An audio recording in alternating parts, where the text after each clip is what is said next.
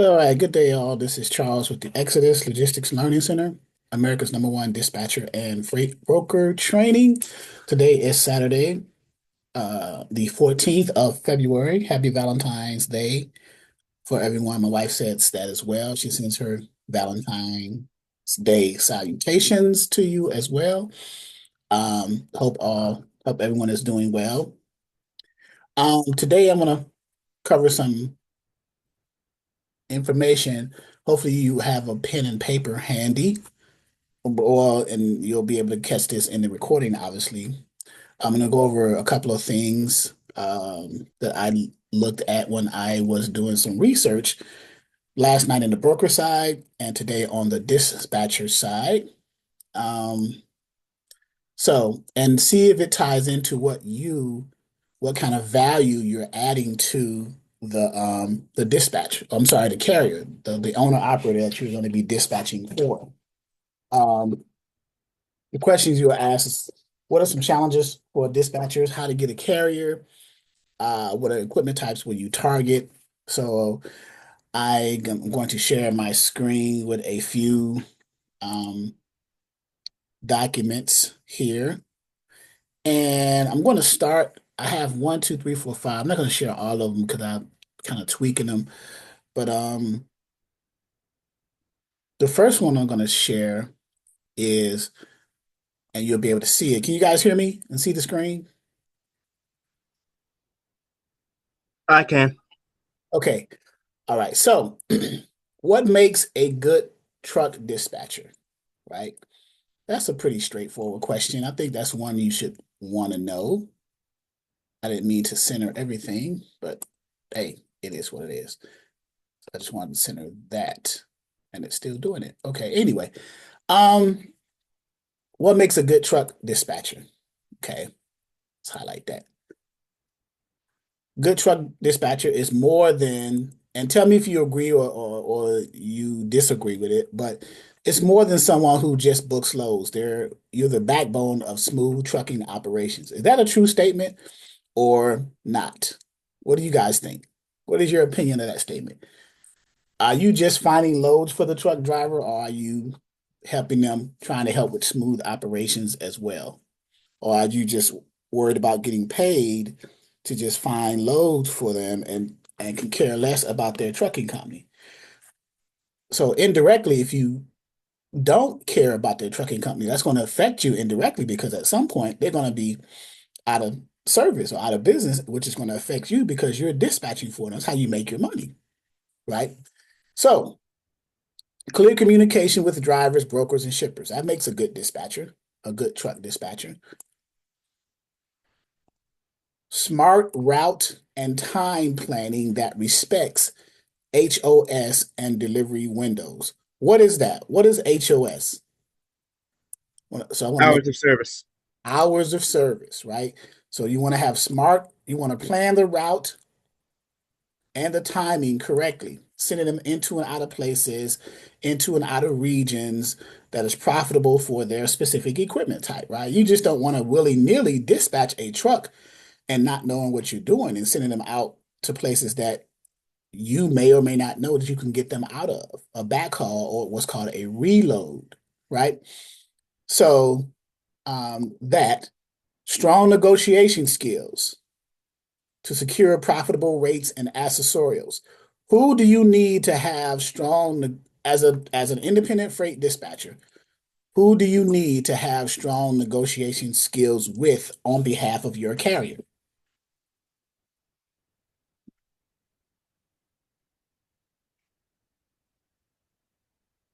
That wasn't a hard question. The broker. All right, there we go. I like I got like crickets in here, right? Who do we need to have strong? Because you're doing strong negotiations for your carrier with the broker, right? In order to get to their bottom line, right? Uh, Calm problem solving when delays, breakdowns, or changes happen, right? Don't panic, just relax and try to communicate with the carrier as well as the broker to try to resolve this as quickly and effectively as possible. Don't panic, right? And you have a team of people that you know, myself and other dispatchers who've done it before, that can help you through this process. Now, the goal is to try to have as little or as minimal processes, delays, breakdowns, and changes as possible. That's the goal. But remember, we are in a volatile industry. We're in logistics. We're in the transportation segment of logistics, right? We're in the last mile segment of the supply chain, which is logistics, which is transportation. Supply chain, logistics is a link. Logistics is a link in the supply chain, and then transportation is a segment in that link. You guys understand what I just said? Do I need to repeat that? Logistics, supply chain. Hey, Jacqueline, happy Valentine's Day. Supply chain, the overall concept. Logistics is a link in that supply chain, and transportation is a segment of that link in the supply chain. It's the last mile piece for a shipment to reach its final destination to a customer, to a retail store, wherever it needs to go, right? So you as a freight dispatcher, you want to have minimal delays, breakdowns, or any negative changes. Okay. Uh, a good dispatcher should have a driver first mindset that builds trust and long-term and partnerships / relationships. I'll put that in there too. Okay.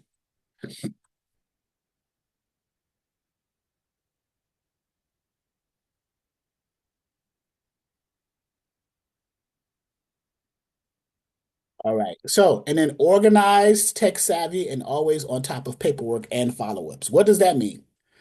Paperwork and follow-ups. You're following up with the driver, you're following up with the broker. To be on top of your paperwork is to make sure that if you are onboarding or getting your carrier, your truck driver that you're dispatching for, if you're getting them approved with a broker, make sure that you do the paperwork correctly. The broker carrier agreement, all the extra documents you need to send to that broker. That's why you get them in your possession first. MC authority, W-9, certificate of insurance, right? NOA, notice of assignment if they have factoring, and a credit application. So you want to be on top of that. You want to be tech savvy. If you're not tech savvy, don't worry. You can become tech savvy over time. Tech savvy means just simply, in this instance, it just simply means understanding how to work and manipulate the paperwork to get it to the parties that need to have it. Tech savvy. Okay. You don't got to be a nerd, right? An IT specialist, but you got to at least understand how to move paperwork back and forth, either faxing or emailing, attaching PDFs to an email, and that comes over time. Okay.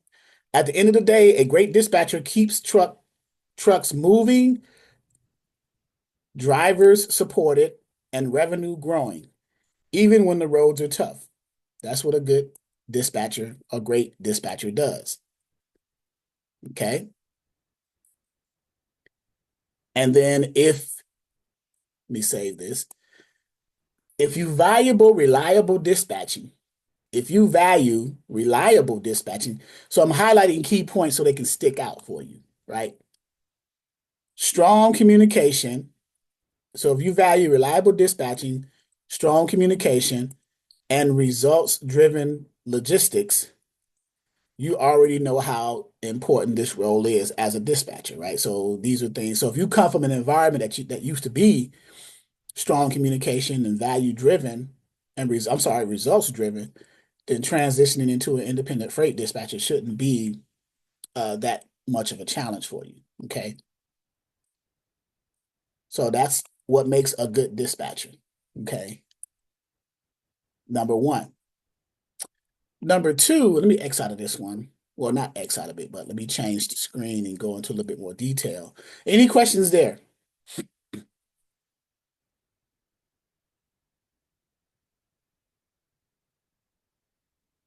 No questions there? No questions there? Which one was I working on?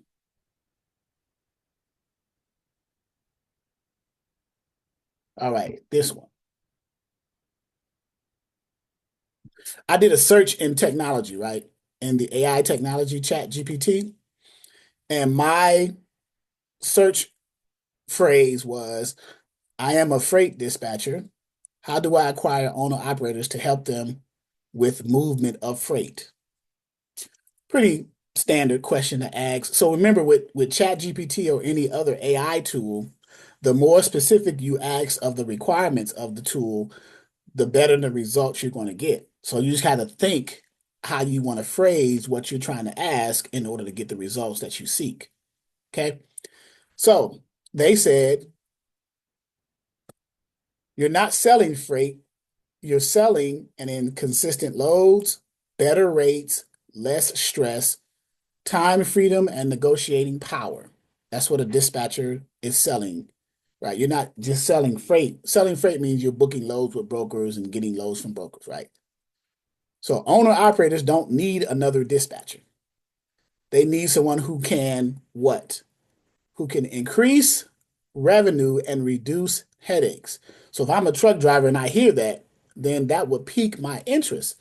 How can you help me increase my revenue, my bottom line for the week or for the month or however we decide to work with each other and reduce any headaches?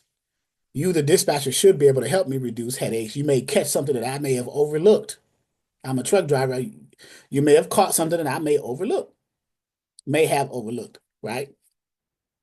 So let's break it down. I'm gonna break it down properly. Let me move that line there. So, how freight dispatchers acquire owner operators? Okay, pretty simple phrase, question to ask. Step one, get clear on your offer. What are you offering? What services are you offering? Let me put that in parentheses for you. You want to be clear on what you're offering to the carrier. You want to be clear. If you're not clear, then you're not going to be able to offer a service to them if you don't understand yourself what you're trying to offer. So before recruiting drivers, answer this. Why should I, let's say I'm the owner operator, let's say I'm the carrier, I'm the truck driver that you guys, the dispatchers, are going after. Why should an owner operator choose you? Most owner operators will ask that. If they're smart, they'll ask that question. When you call me, well, why should I choose you? Sell yourself to me, says the owner operator. And you're the dispatcher. And if you get choked up, then you just lost that carrier, right? You start stuttering or speaking in tongues or whatever, right? So, but yeah. So why should I choose you? So now examples. Why should they choose you? And you can tell them things like this. Well, I specialize in $2.50 or more plus miles, cents per mile in drive-in lanes. If you're talking to a drive-in carrier, you can say, or in reefer lanes or in flatbed lanes. You can say whatever the cents per mile is for that lane because you would have done your homework already. You would know what the rates are on average for that lane. So you say, well, I specialize in $2.50 per mile or more for drive-in lanes. Or I focus on keeping drivers in the Southeast and there's no forced dispatch. You say something like that in the Southeast, that means you must have some awareness of how loads run in that area for that specific equipment type, whether it's a flatbed, a drive-in, or a reefer. You must have some inclination of an understanding of that if a driver hears that. Well, if it were me, I would ask you, well, what about the Southeast? You'll say, I focus on keeping drivers in the Southeast and no forced dispatch. You get to choose the loads, whichever the best one you think it is. And the best load may not be, you can also add this caveat, the best load, Mr. Carrier, may not be the one that pays the most. The best load may be the one going into, it pays be a little bit below the highest rate, but it's going to an area where you'll be able to get something else coming out of there. So now you're moving consistently as opposed to getting a high paying load, going to an area and then getting stuck. And now you just pay for fuel trying to get back out of there because you're deadheading. So now you're engaged. What is that called? That's engaging. You're engaging in conversation with the driver, right? So Um, I negotiate detention, tonu, layover, and layover aggressively. Well, what are these? What are those things? What are those three things called? Detention, tonu, and layover. Because You may have a driver that says, and he'll probably just being facetious just to see what if you know what you're doing. You'll say, I negotiate detention, tonneau, and layover aggressively. Aggressively. Well, what are those things? What do they mean? What are those? So somebody tell me what is detention, tonneau, and layover? What are they? Can someone answer that question? It's one word. That's accessorials. Accessorios. They're forms of accessorios. And accessorios are extras that are paid to the carrier outside of line haul. Line haul is what they're contractually required to be paid the line haul rate because they signed the broker carrier agreement and the rate con agreeing to pick a load up for a certain rate and drive it to the delivery point at a certain rate. That's line haul. Anything extra is a form of an accessorial. Detention if they happen to be there too long, tonneau if the load gets canceled and they weren't told until too late, and layover if they have to sit overnight or extra time. Okay. Or you can say I minimize deadhead under 15%, or you can just say deadhead under 15%, or you can say or under so many miles, under 75 miles. You can put it in the form of a percentage or you can put it in the form of miles, whichever makes it easier for you to understand. And we'll change it from the percentage because I don't want to confuse anyone. We'll just say under 75 miles or under 100 miles. How about that? Okay. So that's step one. You got to get clear of what you're offering to the carrier. You get a carrier on the phone, you best understand what you are offering, right? You want to understand what you are offering, right? If you don't know that, then you shouldn't get on the phone. You're not ready to dispatch if you don't understand what services you're offering. So right here in yellow, if your offer sounds like I find loads, then you'll struggle. But if it sounds like I increase your weekly gross and keep you home on weekends, then you're going to attract attention, right? So just saying I find load, everybody finds loads. The carrier can find a load. He can go on a load board and look for a load himself. I find loads. That is what? Generic. It's bland, right? It's basic. Everybody does that. We can go on a load board right now and find a load and not even looking for one. Just go on there. But if you can tell them that what you offer is you have the ability to increase your weekly gross and keep you home on weekends, now you're getting specific. And that may be one of their carrier profile requirements. They want to be home on weekends and they want to try to increase their weekly gross. So if you have the ability to at least offer that service, you got their attention. Okay. So step one, everybody clear on step one? You got to be clear on what you're offering to the carrier. Any questions on step one? Everybody know we got to be clear what we're offering. Okay. Step two, where to find owner operators. We talk about this all the time, right?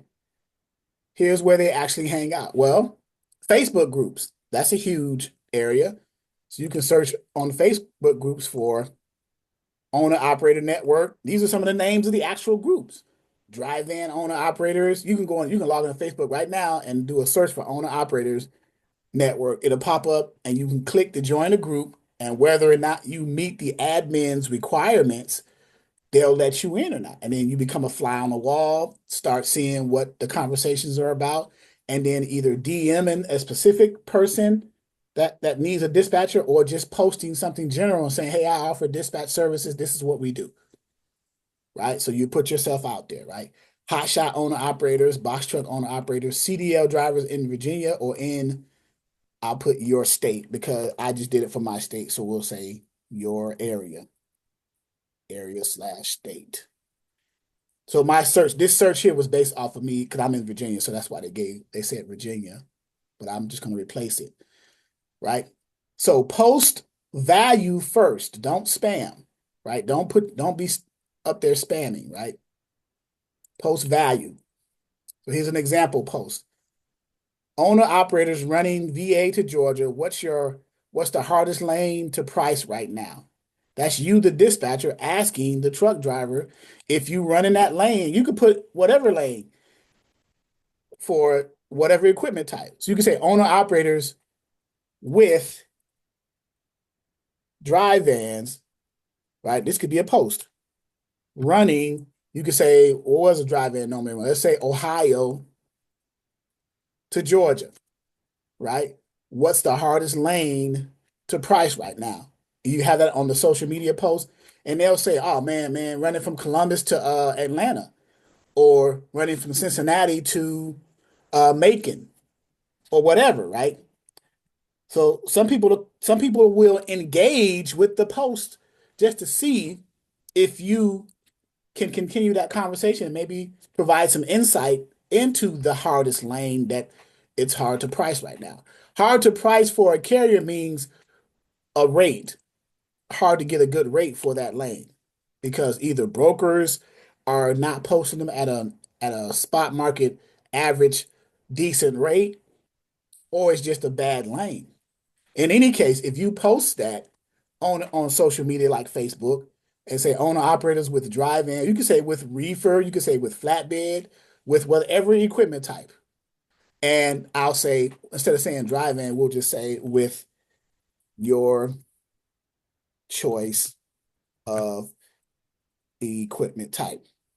And it's usually one of the top three, right? Drive-in, flatbed, or reefer. So you can get specific and you can choose your lane, running whatever lane you're saying, right? So I want to make it general. So owner operators with drive-in, flatbed, reefer. You put your choice of equipment type right there, running, and you can change this to whatever lane you want to do. What's the hardest price, right? What's the hardest to price? What's the hardest lane to price? I can replace this with your lane choice here. Now it's generic. It's a template for you to replace your information to the best of your ability in your specific area or in an area that you have designated that you want to dispatch in. It doesn't necessarily have to be where you live. It could be in the area that you think that runs best for a specific equipment type. You guys understand that?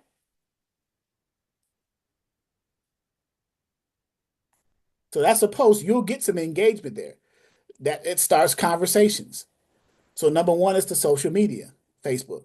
Number two is, of course, any forums with DAT and truck stop, which are load boards. They have internet forums, right? Conversations that they have. So you can engage in conversations.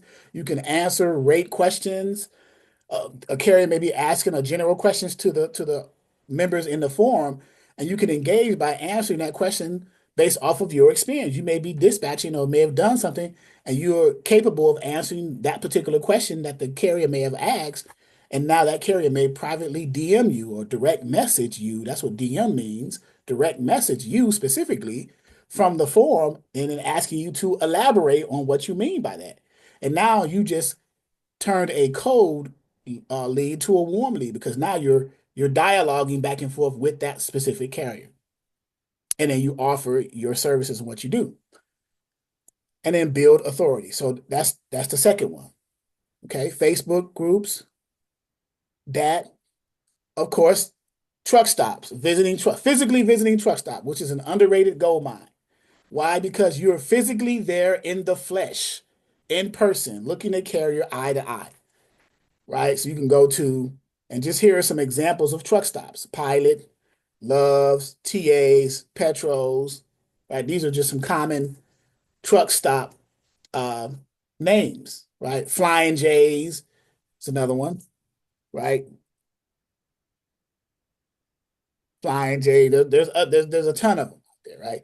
Shake their hands, meet people, pass out simple one-page flyers, goodie bags,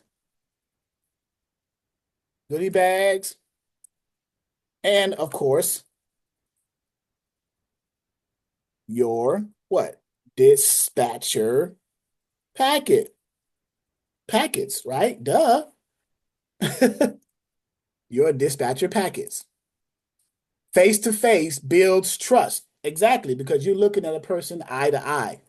They see the insincerity or the sincerity in your conversation and in you verbally. People can feel energy, whether it's positive energy or negative energy. So face to face builds trust fast, right? Another way to get the carrier. Craigslist. And we forgot about Craigslist. It still works. Now you make some Craigslist postings are free. I think some of them they want you to pay for it now, but you can post under transportation jobs or under gigs. Those are the two ones that you can post. In other words, uh you can go to Craigslist and let's do that. Craigslist. I'm looking up my area. You go to Craigslist and you can go. Can you see the screen, guys? Go to post an ad, right? And you will post it under jobs, transportation jobs, or there should be one that says gigs. If I can, uh,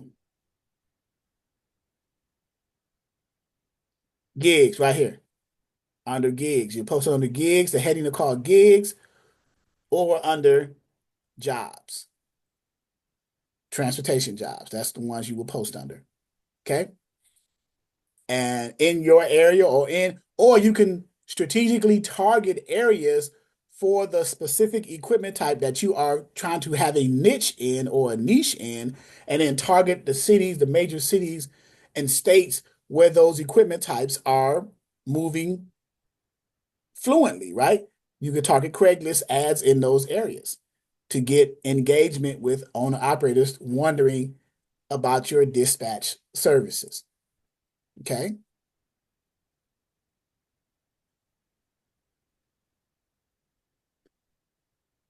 Right. So back to that. That's Craigslist. Okay. And here's an example title under transportation or gigs. Dispatcher seeking owner operators. Keep 100% of your authority. Of course you are. It's your authority. That's just to catch them, right? Or you could say whatever you want, but dispatcher seeking owner operators because you are. You can get more specific. Dispatcher of drive-ins, flatbeds, or reefers seeking owner operators with an authority at least a year or older.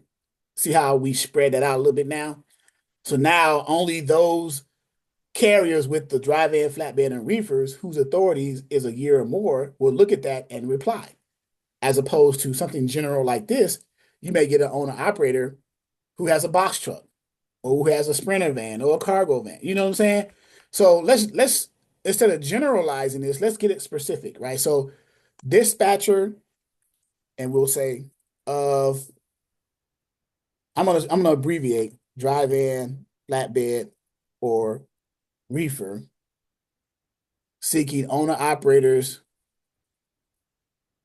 with at least 1 year of active, right, authority. Now, okay? Now you're talking to that specific audience now. And you can choose one of the three. You got to be all three. You can choose one of those. You may have a niche for dry vans in Texas or the Southeast, or flatbeds in Louisiana, or reefers in Wisconsin. So you can say dispatchers of reefers seeking owner operators with at least 1 year of active authority. And then you can say keep 100% of your authority, right? Or however you want to phrase that. You can even change that. Okay. But that's a posting you can have. You can post that on Facebook along with Craigslist, right? Another social media handle would be LinkedIn and Instagram. If you don't have any of these social media accounts, if you're going to be in dispatching, I would recommend at least considering entertaining looking at these accounts. Get a LinkedIn account, get an Instagram account, And then with Instagram, you can search LinkedIn and Instagram, you can search for owner operators.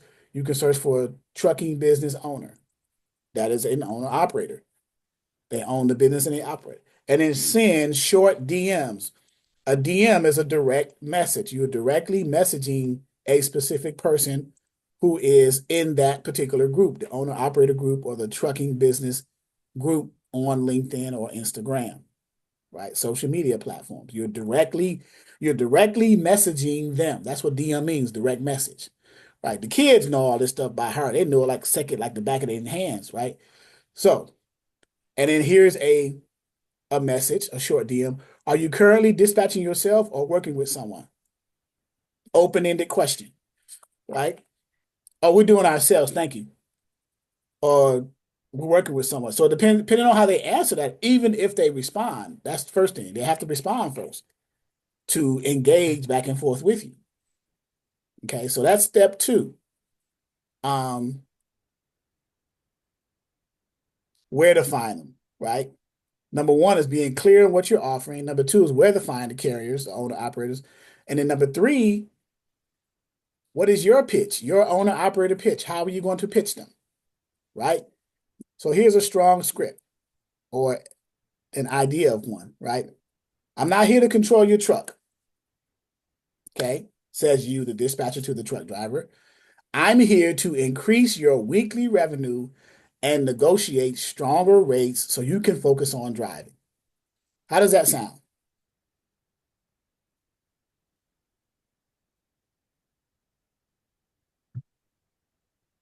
How does that sound How like was work last night? what you say, Desiree? Oh, I'm sorry. How does that sound? I'm here. I'm not here to control your truck. I'm here to increase your weekly revenue and negotiate stronger rates so you can focus on driving. So instead of you focusing on trying to get a higher rate, let me do that. That's what I'm here for. I'm not trying to control your truck. That's your drive. You're driving. Let me focus on getting the higher rates for you, right? And then ask what's right. You ask a current question. What's your weekly revenue goal right now? What's your current weekly revenue goal right now? And they'll tell you 5,000, 6,000, depending on the equipment type, right? Now it's about goals, about their goals. Okay. Now, is this helpful, guys? I want to make sure you guys are, because you may be doing this already. Some of you may not be doing it and you're hearing it for the first time and say, I may want to try some of this stuff. So, what owner operators actually care about? What do they care about? And how do we know they care about this stuff, right? So, they don't care about fancy branding, big promises, motivation talk. What they do care about, and let me change this.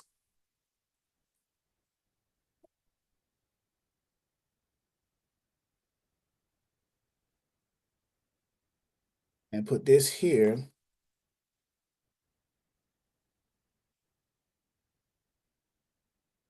There. What they do care about is rate per mile because it's their bottom line, the money that they want to make. They care about consistent loads. That's the key word.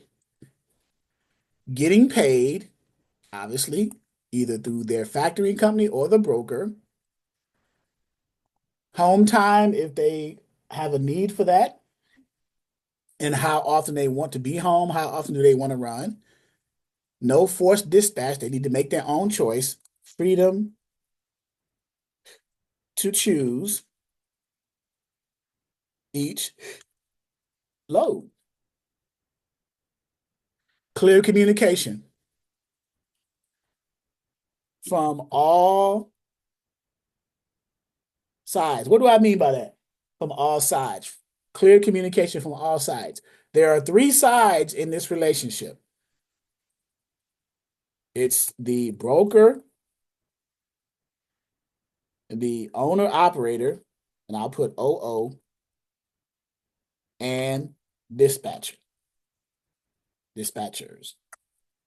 That's what I mean by that. Okay? That's what they care about.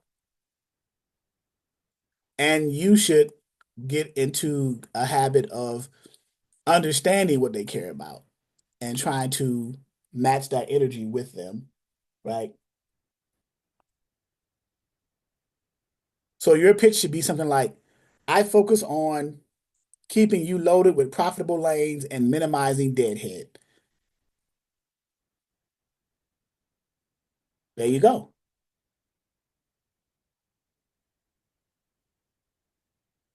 Now, prove value fast. So I'm updating this as I go. So as I'm talking to you guys, I'm also updating what I'm talking about because I said, let me share this with the class while we're in the class, right?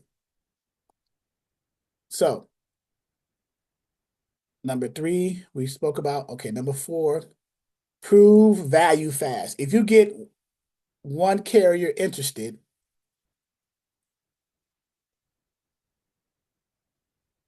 I can spell carrier correctly.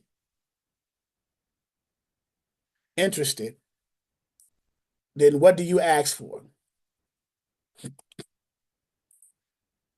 Are we missing anything here in what we ask for from the carrier if we get them interested? What are we missing here?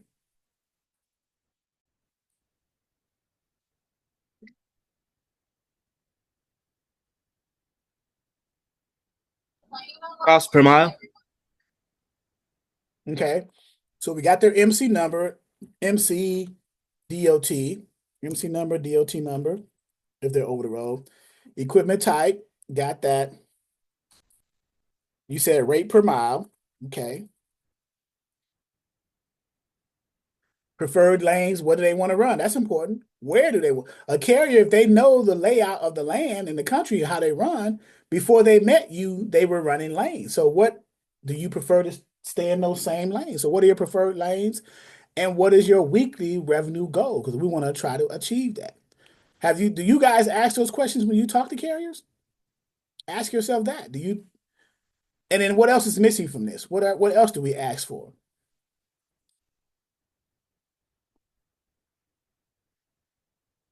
We got rate per mile, we got MC, we got the equipment type, right? It's like profile questioning. You can ask them, are they on a load or are they looking for a load? Okay. Are they empty or loaded currently? Are you currently empty or under a load?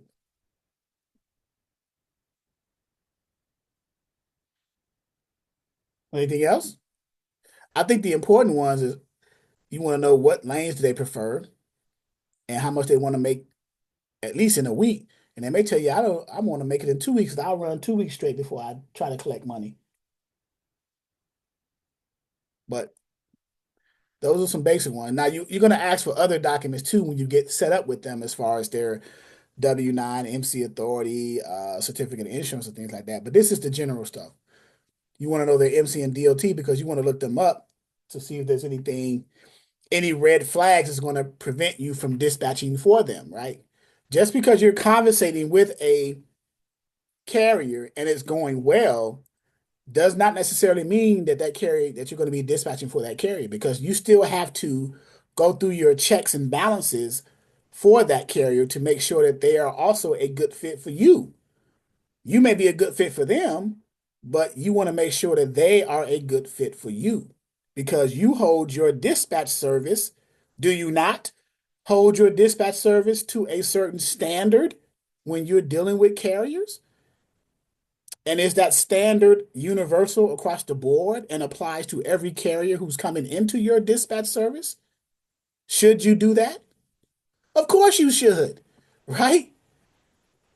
You want to hold your company to a certain standard when you operate the business. You want to keep it universal and you want to vet. That's called vetting or called qualifying. The same way freight brokers qualify and vet the carriers, so too should dispatch services. You're just as important in the relationship with the broker, carrier, and dispatcher dynamic as the broker and the carriers are. You run a business just like they do. Shouldn't you have a standardized method of operating your company whereby you bring in good quality carriers who are going to listen, number one, listen to what you have to offer, and number two, who are don't have any red flags and don't show any warning signs, right? That's important. Don't just dispatch for anyone just because you got on the phone with them and they say, yeah, let's go find some loads. But you still got to put them through a qualifying process. Trust me, it's going to save yourself the headache downstream because you may get to a point where this carrier was known for dropping loads or hijacking freight. You may call a broker on a load you found for them. Your first load, you're excited. Oh man, I'm happy, man. I found them a $6,000 load for this drive-in going from Columbus, Ohio, over down to Phoenix, Arizona. Excited. Called the broker. Broker looked at their MC. Oh man, we can't work with that carrier. Really? Why not? They have a FreightGuard on them, and they've had it for 6 months. Man, what the heck is a FreightGuard? Someone tell me what a FreightGuard is.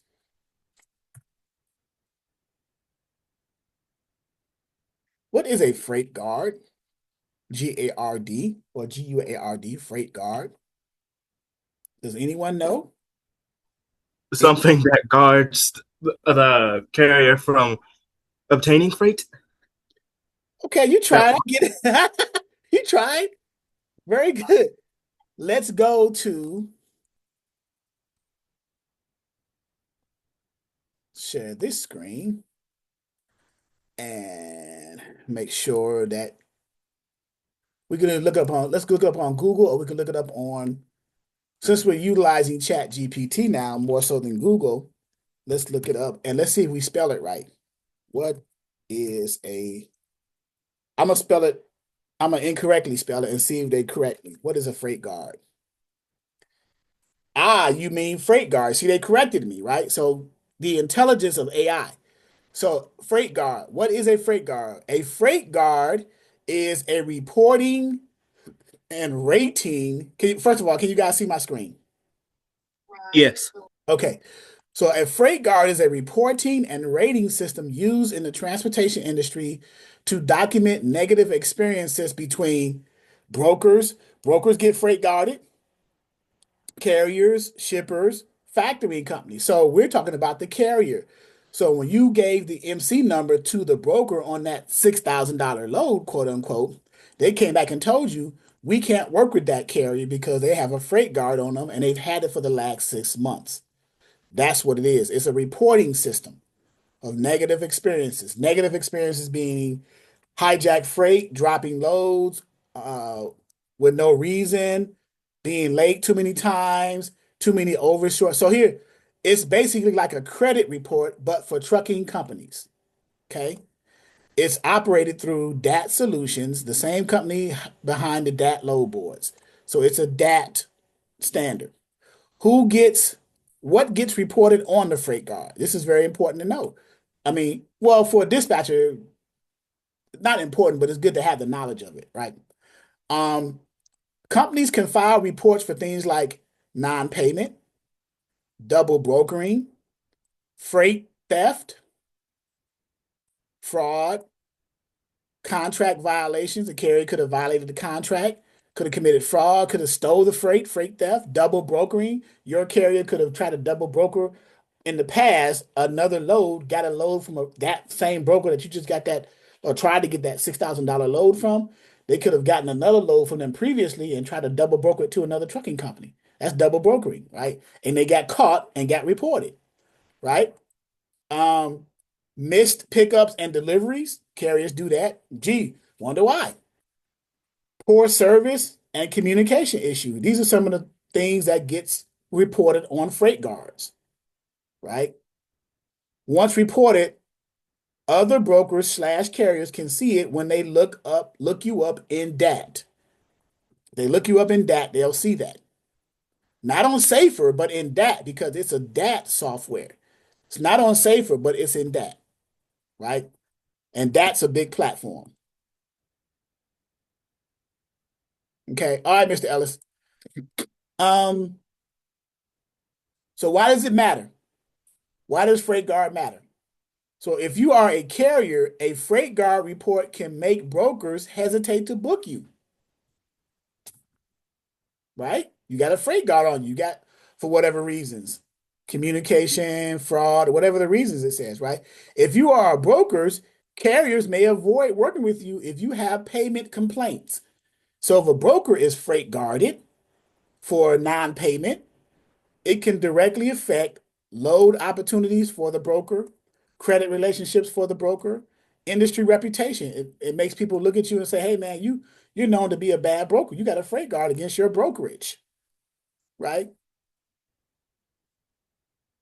So can you look at it for free on that or you have to pay?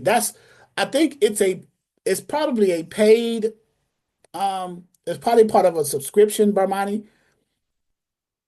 You have to have a subscription to the DAT solutions, and it's probably under their tools in DAT, and you probably be able to find it there. Okay. But as you can see, brokers get freight guarded, carriers get freight guarded. Okay. Is it permanent? No, it's not permanent. So I'm sure these are questions that you guys will probably want to ask, but is it permanent? No. You can respond to the reports. You can dispute inaccurate ones. And in removal usually requires resolution between the two parties. So why were you freight guarded? What reason? And which party, if you were a broker, which carrier did you offend and why? And in what circumstance? Did you not pay them? Did you whatever, right? And if you're a carrier, how did you offend the broker? Were you late? Did you hijack a load? Did you try to double broker? So you got to resolve the issues between the two parties. However, it's not instant and damage can be done while it's active. So, okay. So that's what FreightGuard is, just so you know, right? So the point I was making there before I went into this example is make sure that you vet your carriers before you send them to get loads from brokers because your carrier's MC may be a freight guarded, it may be reported, right, to FreightGuard for whatever reason. And brokers don't have to disclose to you, the dispatcher, what the FreightGuard report was. They'll just tell you that there's a FreightGuard on this MC number. We can't work with that carrier. Sorry. Right? They won't tell you the reason, and they're not obligated to. They don't legally, they don't have to. You're a dispatcher, right? You're not in a contractual relationship with the broker. The carrier would have been if they were not freight guarded, but you are not. So some brokers will tell you, others won't. They have that liberty to do so. Okay. So that's freight guard. Any questions before we go back to the document?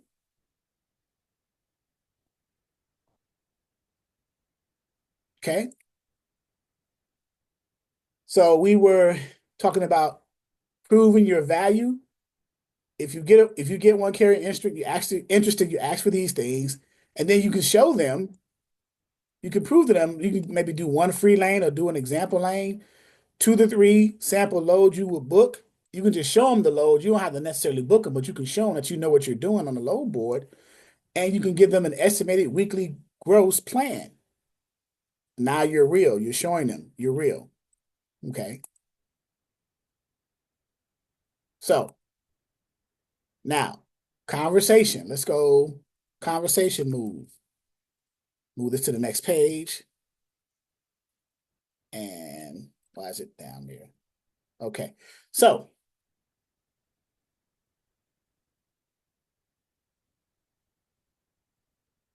conversation move.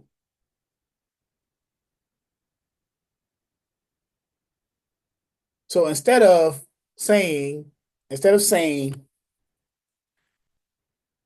do you want to sign up? Like sign up with me for my dispatch service. Say, let's test it for 1 week. Like give them some low risk of entry kind of thing. Let's test it for 1 week. If I don't increase your gross revenue, we can part ways, right? So you're offering to prove yourself, right? Because saying, do we do you want to sign up? It sounds kind of risky to them because they don't have any proof of your services yet.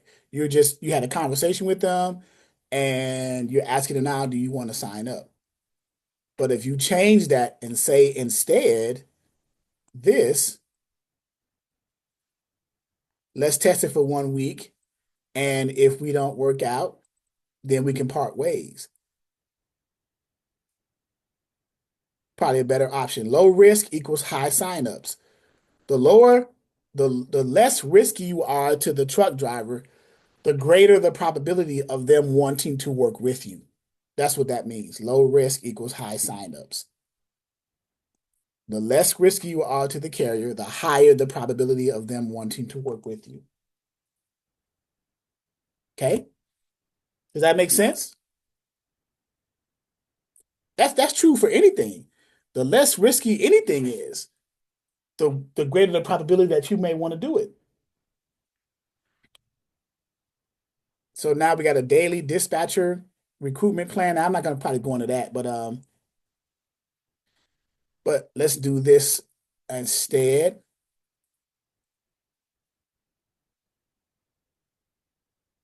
Biggest mistakes. You may or may not know this. Biggest mistakes dispatchers make. Okay? And ask yourself, well, am I doing any of these? Am I doing any of these? Charging too high up front. Are you charging too high up front as a dispatcher? Think about that. What is our percentage and what is our flat fee? So we say percentage equals, what do we say, 5 to 10%?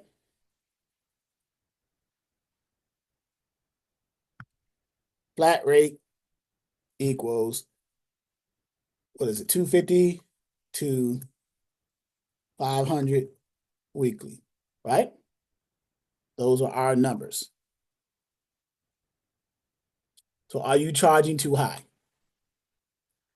Are you promising? You have to honestly be honest with yourself as a dispatch service.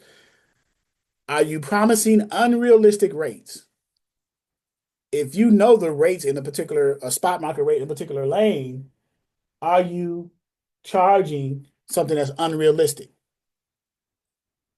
Or are you promising unrealistic rates for a rate? If the rate pays $2.50 a mile, but you're saying you can get it for $3.50, and you probably know you can't, right? Do you understand lanes? So not understanding lanes. What is a lane? Help me understand that right now. Someone tell me what a lane is. One sentence. What is a lane? I don't know what a lane is. I'm new to dispatching. I don't know what a lane is. Can someone tell me? Pickup and delivery. Say you pick up in Ohio and you're going to, I don't know, South Carolina, and it has a, origin, a pickup and a delivery. That's a lane. Very good. Very good. Everybody agree with Jacqueline? Is there anyone that disagrees with Jacqueline? I agree. Okay. That is a lane. Okay. So do you not understand lanes? You have to ask yourself, do you understand the lanes? And understand the lanes for particular, we got to be more specific, right? Particular equipment types, right? That's probably even more specific. So not understanding lanes for particular equipment types. So dry van, flatbeds, and we're only going to keep it on the three major ones for now, right? I mean, if you so choose to do box trucks and so on and so forth. All right. Poor communication. That's important. That's a mistake. Biggest mistakes dispatcher make. Poor communication. Between who? Where's the poor communication coming in at? Between who are you communicating as a dispatcher? Who are you talking to? Yeah, driver and brokers. Drivers and brokers. Between drivers and brokers. So and then taking every truck. So that's a mistake dispatchers make too, taking every truck, because bad trucks kill, bad fits. In other words, the fit between you, the dispatcher, and the truck kill reputation or kills reputation. So I'm going to rephrase that so you can understand it. Bad dispatcher trucker relationships. That's what it should have said. Kills reputation. Okay, now it makes sense. So a mistake would be taking every truck. So be selective, right? That's the point. Be selective, right? Don't be bougie now. Don't get like, oh man, I ain't taking you. You a hot shot. You a sprinter van, cargo van. Have a reason for not taking a box truck or a hot shot or a sprinter van. You just say, I just either it's my preference. I'm in an area that those particular equipment types can't flourish in, even though I can dispatch all over the country. But it's just my preference, and you have every right to not want to dispatch certain equipment types. I mean, right? It's no law. Oh, you got to dispatch a sprinter van. Sorry, right? So quality over quantity. It says greater, but I'll just put the word over. Right? Does that make sense? We want to have quality carriers more so than, so you want to have more quality carriers than you want to have carriers. So if you got 3 quality carriers but 9 carriers who just drop loads and do all this other dumb stuff, and you got to deal with all these different personalities and relationships, I'd rather have 3 quality good carriers than to have 9 carriers who are going to be doing stuff over time, and I'm going to be pulling my hair out every week, right? So quality supersedes quantity. Yes or no? Do you agree or disagree with that statement?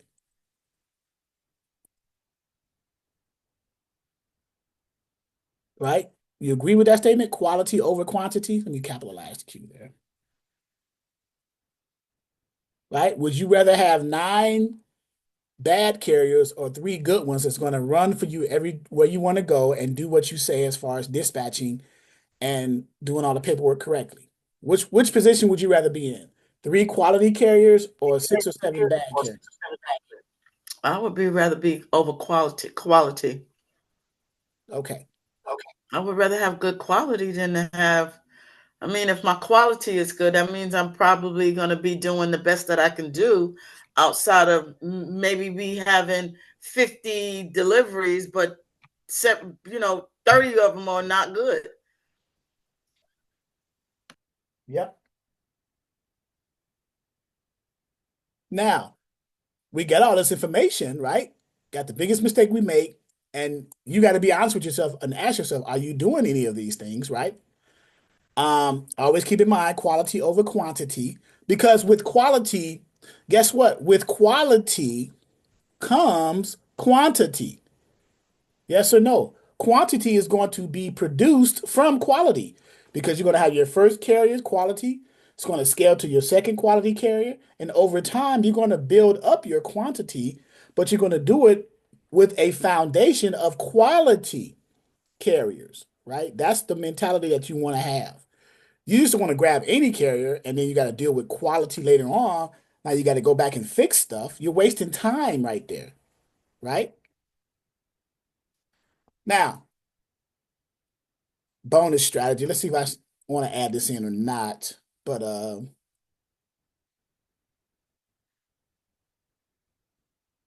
nah, I probably won't. Niche dispatching, when you specialize, become attractive. We'll take those out. We'll just keep it at that. Okay. So, any questions so far before I go over to the next document and share some stuff with you there to see if that'll add value to what we're trying to do as dispatch services?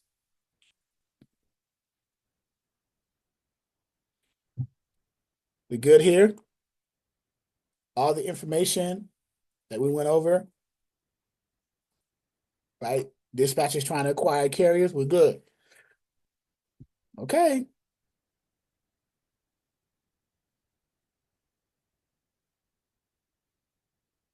Now, next one.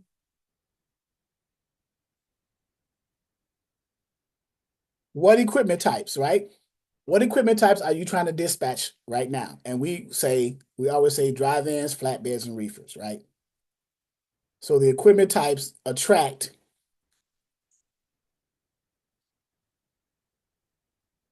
each equipment type attracts a different personality of owner operator, right? And your recruitment strategy changes depending on which lane you choose. So there's that another word again, the lane. The lane, right? So you got to be mindful of what lanes specific equipment types run in. This is how you build your dispatching services with getting experience, understanding. Once you understand that, then you would know where to position your carriers for that specific equipment type in what lanes, right? To maximize profit, right? Once you come into the understanding that, you may not learn it up front, but our goal is to help you get there, right? And then start flourishing with that equipment type in that lane consistently running, right? So, um, dry vans, right? Equipment type. They're most competitive and the most volume. In other words, the rates are competitive and there's more dry vans out there. Volume. There's a lot of dry van. Here's what a dry van looks like. Again, we always show you a picture of a dry van, the side of one and the inside of one. That's a dry van. They are E-tracks. These are vertical E-tracks in the dry van along the walls here, every 4 feet up and down. This is a 53-foot trailer. This is wood flooring instead of aluminum flooring. That's wood flooring. You can see the wood flooring, right? So what are the pros of a dry van? Okay. What are the pros? So this can kind of help you decide between a dry van. Well, once again, in the back office too, but this can kind of help you decide whether you're going to go with a dry van niche, flatbed niche, or a reefer niche, the top three. Of the top three, which one are you going to start with if you are a new dispatcher, either listening on the Zoom call now or on the channel later on, right? So what's the pros of a dry van? 53-foot dry van. Largest freight volume in the US, right? There's a bunch of dry vans over the road. They're the biggest ones out there, right? Easy to find loads daily for a dry van in the Midwest zone, in the Southeast zone, in the Southwest zone, Northeast. Dry vans are everywhere. They're the largest volume of equipment type freight out there. Okay, largest volume, largest freight volume. I'm gonna underline that so it sticks out. Okay, easy to find loads daily. Low barrier to entry. What does that mean? What does that mean? Low barrier to entry. What barrier? What obstacle? What challenge, right? That's these are synonyms. What low barrier, low obstacle, low challenge to entry, right? And in stable lanes year round. That's a nice word, a carrier. If you get a dry van carrier, you can throw that word to them for leverage. That'll help you leverage. We can try to get you loads year round for your dry van in this zone, in this lane, because we are aware that there's year round freight for your equipment type in this lane for the dry van. Those are the pros. Well, with every pro, there's a con, right? For every good, there's a bad. For every yin, there's a yang, right? For every Um, wife, for every wife, there's a baby daddy, right? So, but they're cons. The cons of the dry van, highly competitive. Well, why is this highly competitive? Because there's high volume. There's a lot of them. So so the more capacity, the more trucks, stands to reason, the more competitive that they're competing for the rates. Does that make sense? That's why it's competitive, because there's a lot of them. Right? I think someone was getting ready to speak. I don't know who that was. it was me. I Go was ahead. just wondering, do dry vans and reefers have to fight over loads a lot? Because I know on some load boards I've seen where the load says it's meant to be delivered by a dry van, but it can also be delivered by a reefer. But I know that reefers can't do dry van loads.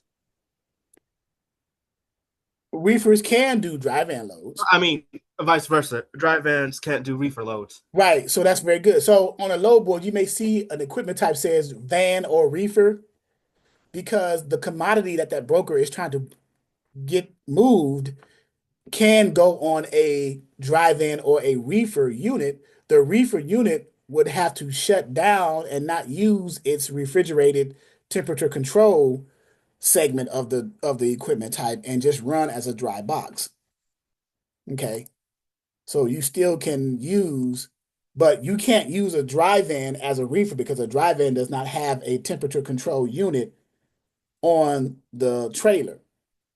But vice versa is true. So with the advantage of having a reefer over a dry van is you can haul refrigerated goods, whether they're heated or cooled, and you can turn the reefer unit off and run it as a dry van. That's the advantage of the reefer over the dry van. So you can do two ways. So you can benefit from a reefer those ways, right? Got it? Yes, thank you. Okay. So does everybody, anyone else understand that? Or, right? The dry van, right, cannot be used as a refrigerated, you can't haul refrigerated goods in a dry van. But a refrigerated trailer can haul dry goods like a dry van. You just simply cut off the temperature control refrigerated unit and run it as a dry van. So it serves two purposes. It serves as a refrigerated capacity and it serves as a dry van capacity, the refrigerated trailer. That's the benefit of the refrigerated trailer over the dry van. Both of them are 53 feet long. One has dual purpose, the other only has one purpose. The dry van only hauls dry goods. The refrigerated trailer can haul dry goods as well as refrigerated goods. You just turn the refrigeration unit up, cool it or heat it to whatever it's required according to the contract, and you're off and running. Okay. Great question though.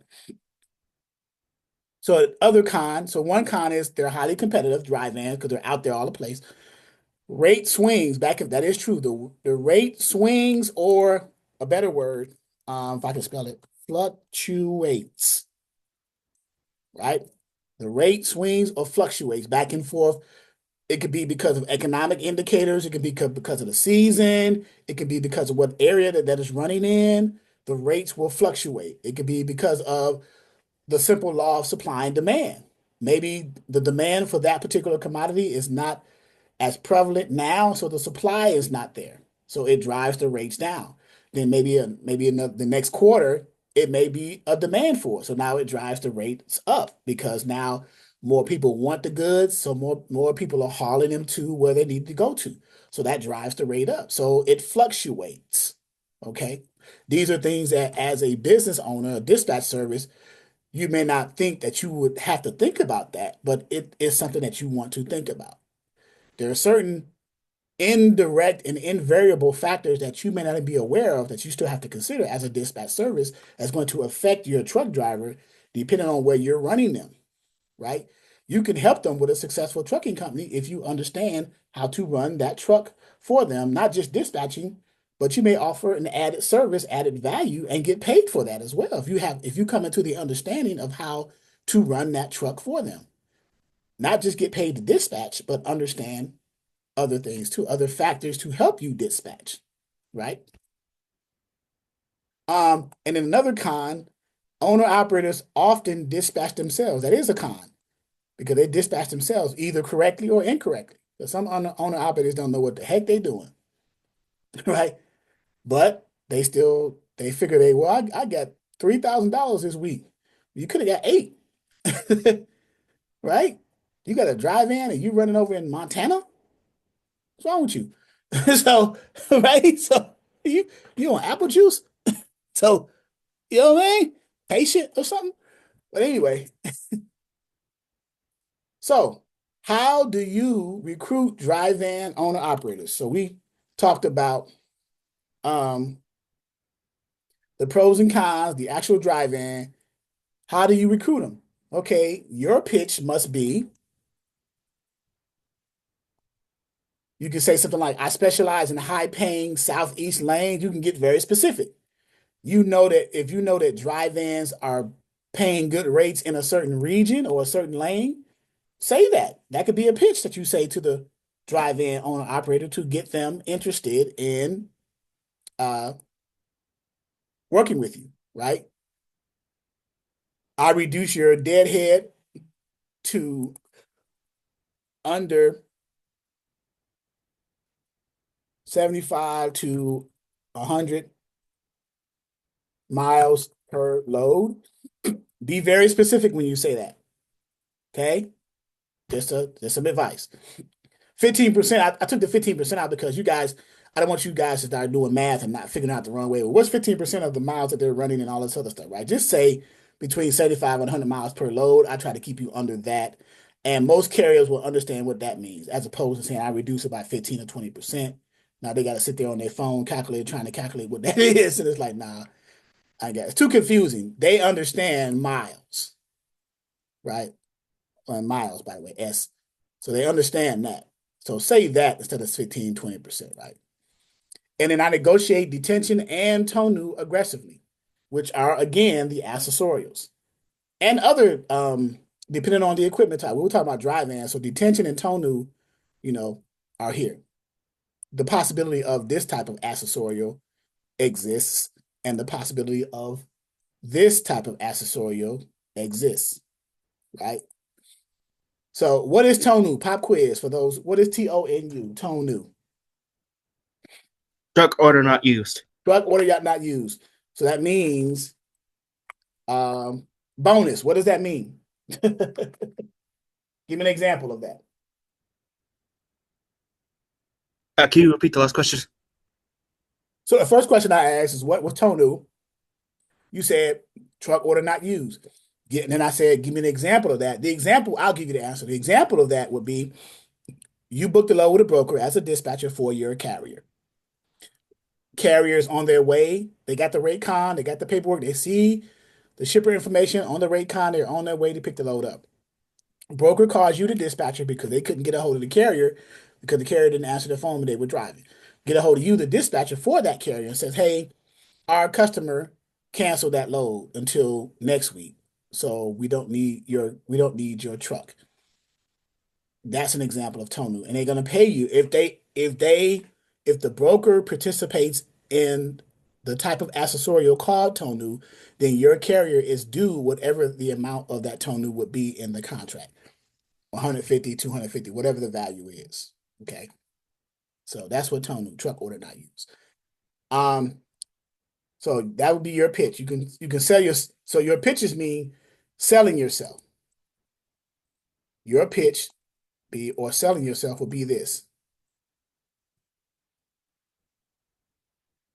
Is this helpful, guys? We'll make sure we're getting good information to you. Very.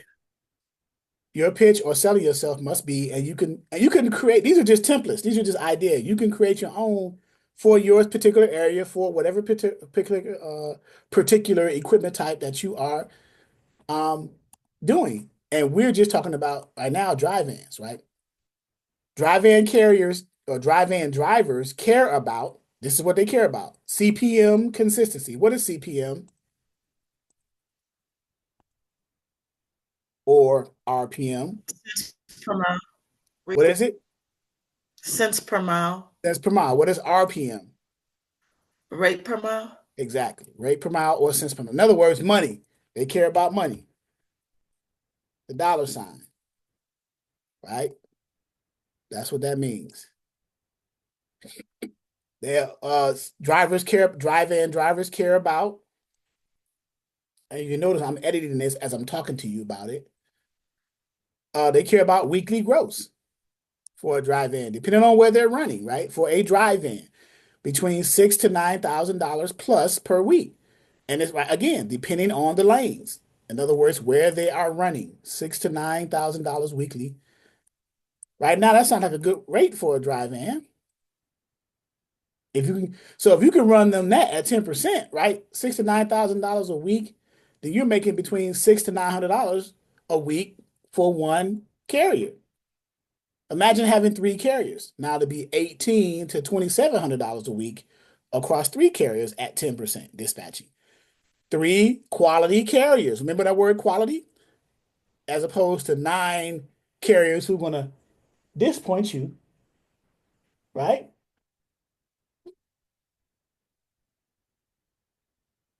So, and then staying regional, local, or OTR. What is OTR? Over the road. Over the road. So, and then here's an example. I only dispatch, and then you can put your lanes here, either state to state or a certain lane, Carolina lane. So you could put the example, I only dispatch, let's say,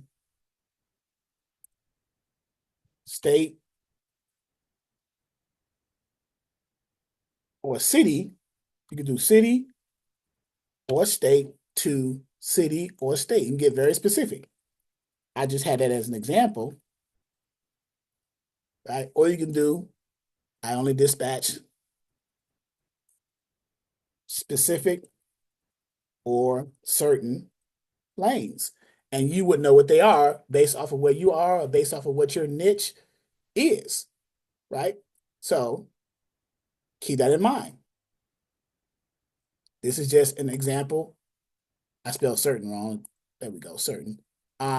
Just an example of what to put. You're just going to replace these phrases with whatever you want to do, whether if it's a city, state, or if it's a specific state, then you replace that, right? So that's dry van. So if dry van is your niche, these are things to consider. Let's move to reefer, which is what we were talking about. Now, reefer or refrigerated. Reefer are higher rates and more complexity. So they're not more competitive in volume, they're higher rates. They pay more and they're more complex, they're more difficult because they contain more risk, if you will. And I'll get into that in a second. Here's a reefer unit. It looks like a dry van. It just has a unit on the front of the trailer. That is the temperature control unit. It's usually a Thermo King, but there are other reefer units. But this is a reefer unit, a temperature control unit. That's what it's called, TCU. Okay. And here's the inside of the reefer trailer. Okay. And here's the unit on the inside in the cab of the truck where you switch on and off to run the unit. You run it or shut it down. And you set the temperature of what you want it to be. Defrost or set it what you want it to be. Okay. And that's inside of the cab where you are the driver, and they set it inside, and they can set it on the outside too. They'll turn it off and on too. Okay. So now, what are the pros and cons of the reefer units? The pros is, and we'll say pros and cons as compared. Let's compare it to the dry van, for example, because that's the only one we talked about so far, right? So higher rates, reefer units command higher rates because you do with reefer units, you're going mainly to cold storages, you're doing multiple pickups, multiple stops, you're grabbing refrigerated goods. So you're doing multiple pickups and multiple stops. So stands to reason the rates are going to be higher. Less competition than a dry van. Food freight is consistent. Yeah, everybody got to eat, right? What are the cons? Appointment heavy. You got to have an appointment. When reefer loads, mainly, those are appointment loads most of the times. It's rare that you get a reefer load that is not an appointment, unless you're going to a 24-hour shipper or receiver, a FCFS, first come, first serve. Okay, but they are appointment heavy loads. In other words, you gotta, as a dispatcher, you just gotta make sure that your carrier understands that because the broker is going to share that on the rate con. We called, the broker's going to tell you or your carrier at the same time, there's an appointment for this load. Your carrier has to be there at 9:30 or at 1300 or whatever the appointment set was because the broker got with the shipping facility or the receiving facility and set those appointments to have those goods brought there at that specific time because that's when people are available to receive that particular shipment from your carrier who's transporting it. Okay? Temperature monitoring issues, that's a con. You gotta be on top of it because some loads are ran continuous, 34 degrees, 0 degrees, -5. And of course, there are more claims that are more claims risk because freight can get damaged, things spoil, things get rejected because of spoilage. So, okay. So those are the cons.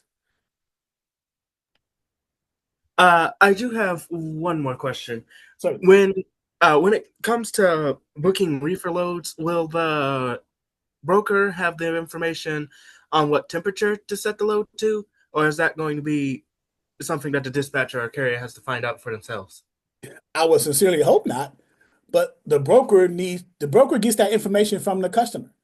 If a broker has gotten a load tender from a customer, a shipper, for a refrigerated shipment, the customer and the broker needs to make sure that the customer shares with them if the load needs to be temperature controlled while it's in transit, while it's being transported, then the shipper definitely needs to disclose, and the broker definitely needs to make sure that the shipper disclose that this is a temperature controlled and it needs to be at 0 degrees or whatever the temperature is in Fahrenheit or Celsius, 0 degrees, 34, -5, whatever it is.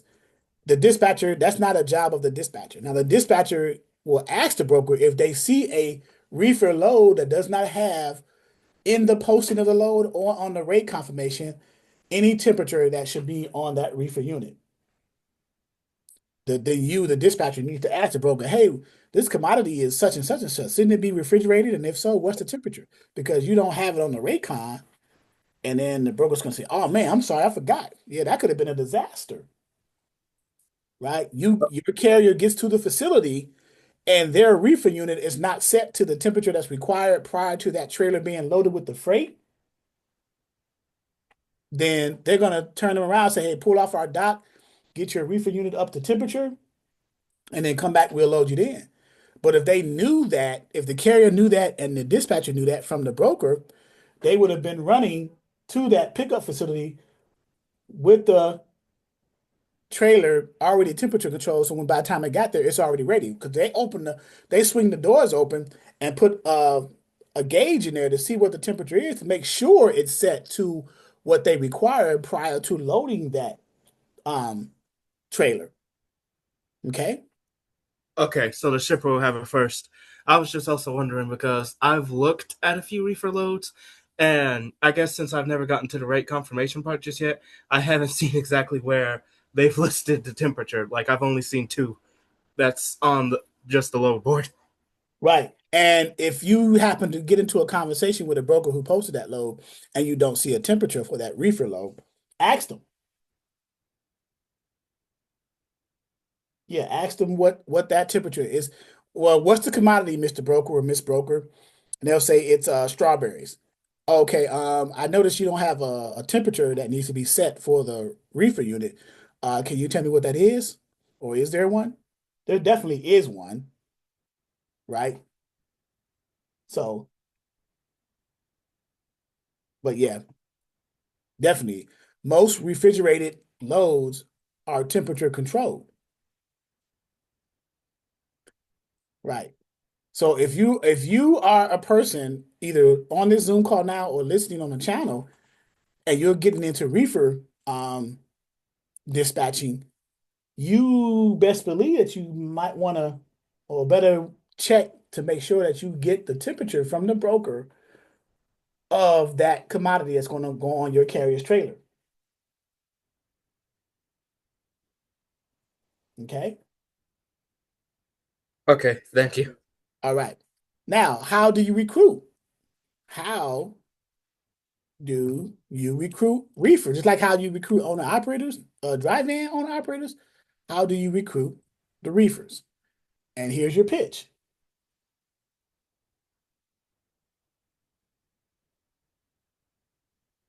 I focus on produce and food lanes with strong rate per miles or cents per mile. You could say or CPM, depending on how you want to phrase it. And you focus on produce and food lanes. So vegetables, fruits, different types of produces, different types of foods, liquids, perishables, things of that nature. Right? Let the carrier know this is what we focus on. I prioritize dropping hook when possible. What do they mean by dropping hook? Right? Preloaded trailer. So you come in with an empty. Now, in some cases, if you get a carrier, you may have to get a carrier with just a power only, and they come and scoop up a preloaded reefer trailer or drop an empty trailer and then get a preloaded trailer. So if you specialize in that, then that's just an extra dynamic to the process. And then I protect you from bad detention situations. So a bad detention situation, let's say for example, you end up at a cold storage facility, shipper to pick up from, right?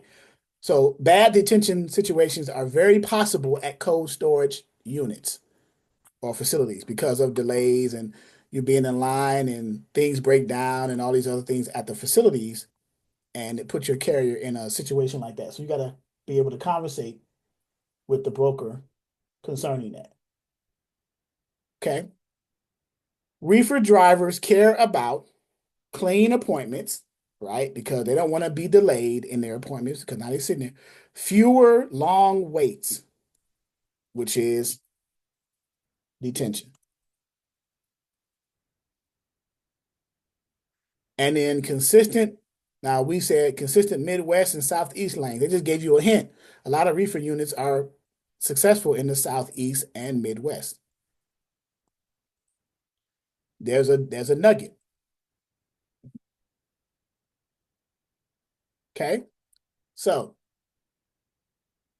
the Donology said also when reefer loads are being hauled, it will become second nature as soon as the broker or you see it on the load board mentions what the commodity is, type of food. She's speaking directly to Sherwood, but yes, it becomes second nature. Okay. So any questions about so we discussed the dry vans, we've discussed the flatbeds. I'm sorry, we discussed the dry vans and we've discussed the reefers. The third of the equipment types are flatbeds, or what we call skateboards. Relationship based and higher skill set, right? Because there are different variations of flatbeds, oversized, over dimensionals, different skill sets involved in that. That's why it says higher skill and then relationship based, right? Here's a flatbed. This got lumber on it, lumber, and it's strapped, right? And it's thin pallet loaded. There's another flatbed, fully tarped. Look at that, tarped, strapped on two sides, and it's tarped. It's flatbed. And then coils, steel, chains, binders, dunnage. You see the wooden blocks that's under the coils to keep them from rolling side to side? That's dunnage. And then the chains and binders on it to keep it chained in, that's how you secure it. Keep it from rolling and you chain it in. That's a flatbed, okay? Pros and cons. Often better rates or cents per mile for the flatbeds. Seasonal construction surges. Yeah, there's a lot of construction going on. In major cities. Less saturation than the dry van. The dry van is more saturated because there's more of them out there. The flatbeds are less saturated. There's less flatbed. There's more dry van saturation. Okay? Those are the pros. The cons. Tarping required. In most cases, most flatbed loads, if they're going to pay well, they require tarps because of the commodity. The customer requires the load to be tarped, especially if it's going to an area where it's raining. And the next thing, another con, weather impact, rain, snow. There's a television show on, the History Channel. You ever heard of it called ice truckers? I think ice road truckers or ice truckers or something like that. Yeah, Truck, that's good. I like that show. That's right. good. That's a hindrance. The ice trucker, that's a hindrance. Weather is a big hindrance in transportation.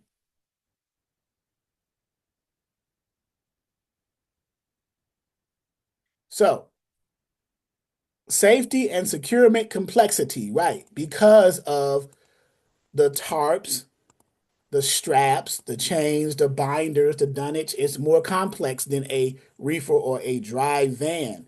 There's no tarps, there's no chains and binders and straps in a dry van or a reefer, but there is with the flatbeds, right? So that's where you got safety and security. You got to make so thus, let me put this here. More can be charged because that's more work. More can be charged. Okay. Now, how do you recruit a drive-in? We figure out how to do a drive-in, how to do a flatbed. Now, how do you recruit a flatbed?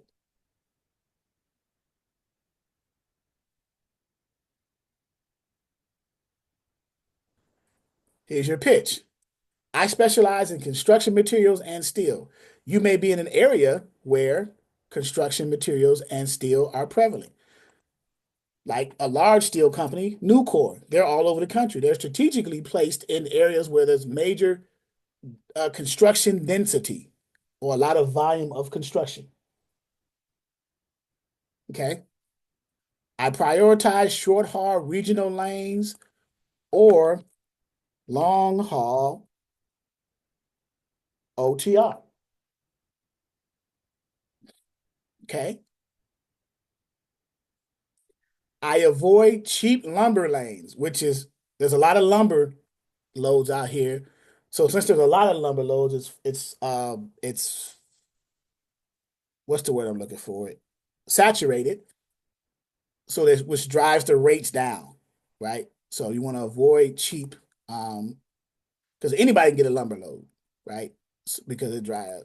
So there's a lot of capacity available for lumber, which drives the rates down, right? If there were less trucks, the rates would go up because there's more of a need for capacity, which drives the prices up to get those loads moved. But if the trucks are greater than the loads, then the rates are going to be low. But if the loads are greater than the trucks, then the rates are going to be high. Does it make sense?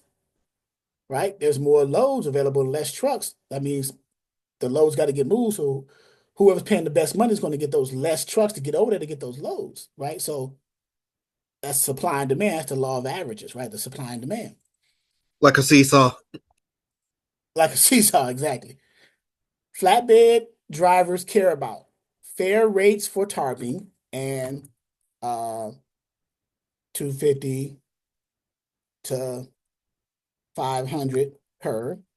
And it depends on the size of the tarp. You got 4 foot, 6 foot, and 8 foot tarps by 20 feet or by 40 feet, 40 long, and then 30, on the side, so it drops down to 4 feet, 6 feet, 8 feet, so you can strap it in.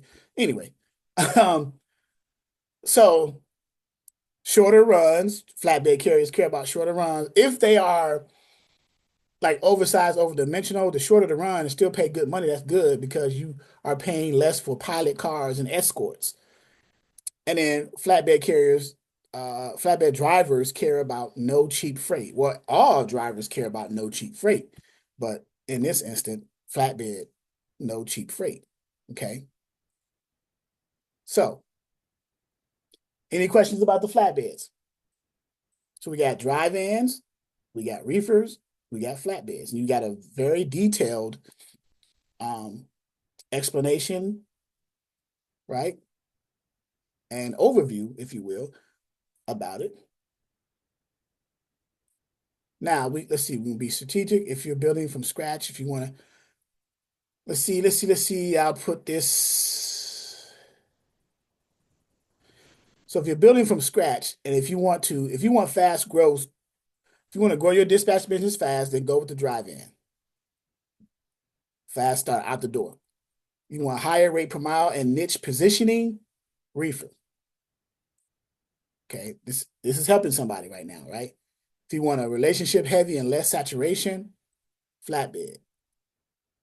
So now it's up to you to decide how strategic you want to be with your dispatch service starting out in the beginning and which way to go. If you want to grow fast, now fast, you still want to keep quality in mind while you're fast growing. So be careful when if you decide that option. Okay, just want to let you put that out there. Okay, don't let fast lead to quantity and not quality, right? Because you just shoot yourself in the foot. Okay. And then let's see what the next move is, right? So instead of saying dispatch all equipment, we specialize in southeast, either drive-in lanes or flatbed lanes or reefer lanes for owner operators based in and then place your state here. So we specialize in southeast, and we'll put here your equipment type lanes here, right? For owner operators based in and in whatever area you're in. So the more specific equals the more attractive you are to the carrier.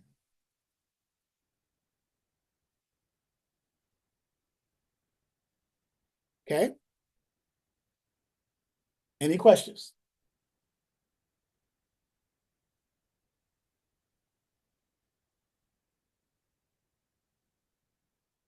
Good? Good there? All right. Was this helpful? Yes.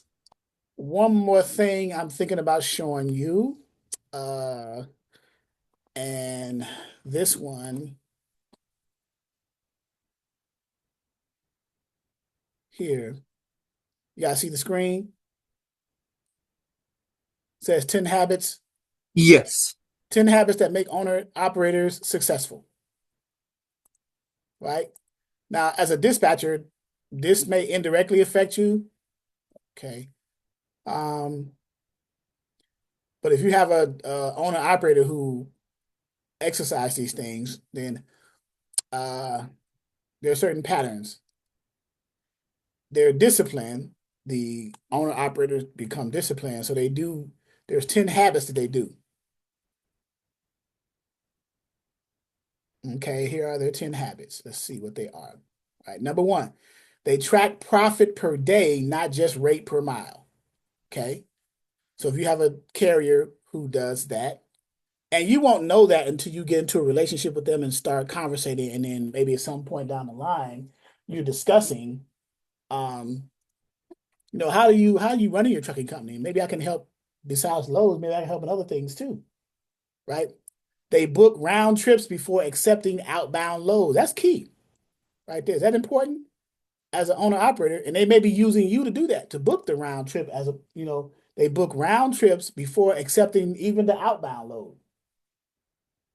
So before accepting the lane, they book the round trip. So they say, before you book this load with the broker, do they have anything coming out of there? So that's a round trip, right? Because they want to make sure that they have a backhaul, something that's coming out.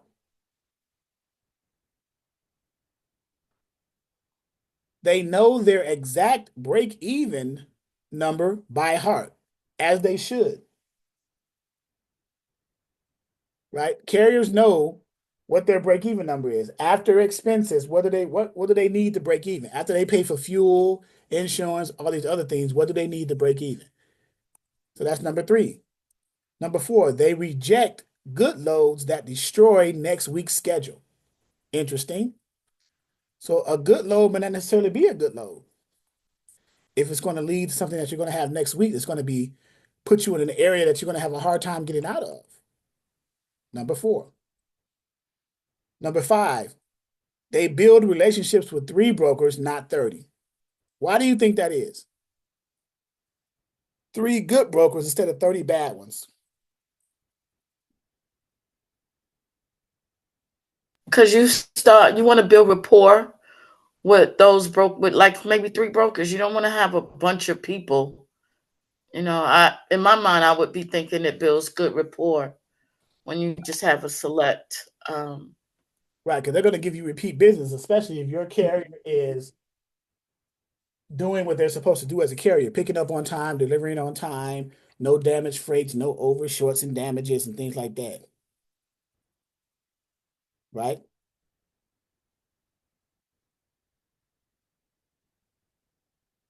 So they inspect their equipment. They inspect their equipment weekly, not just when it breaks down.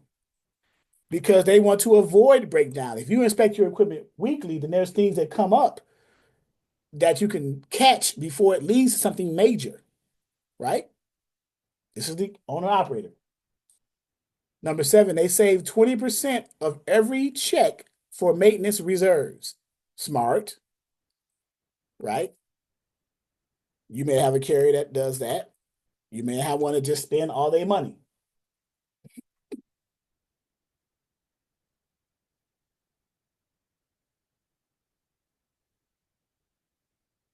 Okay. Number 8, they ask, what's the reload? Which is the one up top. They didn't take a outbound load until they had a reload, right? A round trip. So what's the reload? Before asking what's the rate on the outbound lane, what's the reload? What do I get coming back? Right? That's a good carrier. If your carrier and you are asking a broker about that, then you're not only looking for outbound freight, but you're looking for something to come outbound freight to the destination, but you're looking for something coming out of that destination, either going back or going elsewhere. That's how you run consistent freight between you and your carrier. Okay. They take 34-hour resets at home, not truck stops. Okay. And they treat dispatchers, here's the key one, as partners, not employees. You agree with that? Treat you guys as partners and not as employees. Because you're not an employee, you're an independent contractor and maybe a partner. Okay? What do you think? All right? Yes.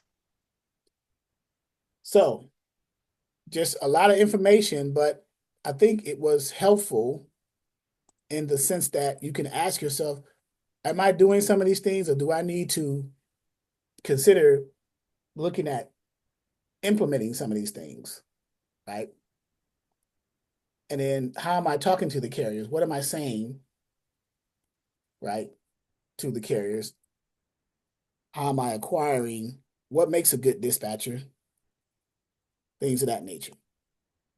So remember that one. What makes a good dispatcher? What makes a good truck dispatcher? We mentioned that one. Okay. So any questions? We're gonna get off.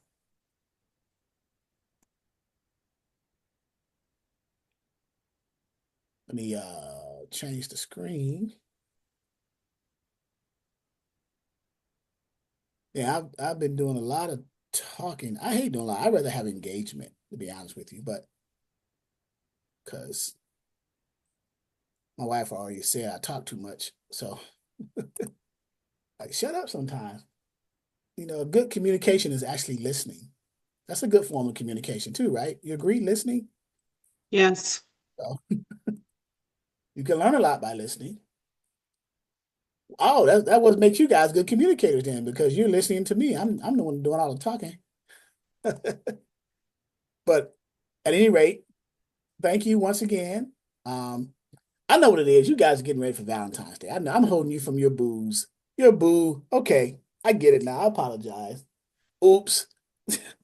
But did I not ask you guys Wednesday? I said, do you want to have the training on Saturday for Valentine's Day? And most of you said, hold on. I said, type a 1 in the chat.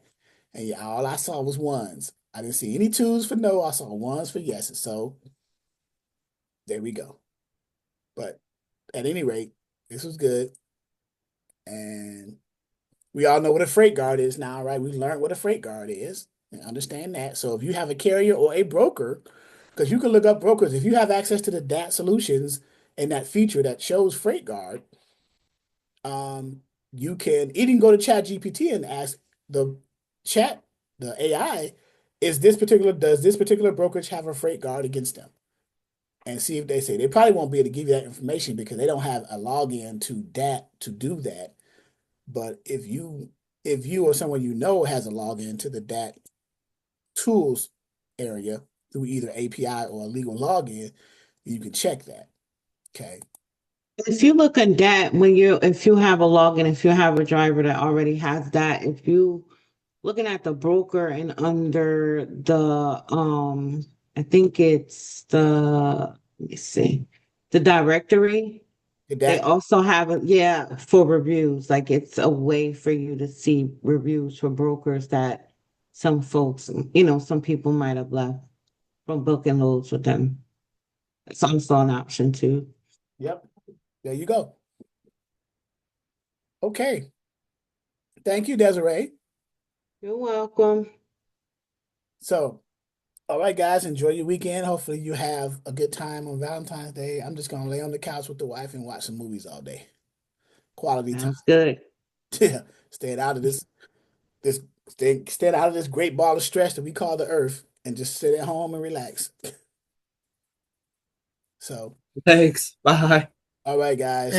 Thanks. Have a good day, guys. Okay. You too. All right. Have a wonderful week.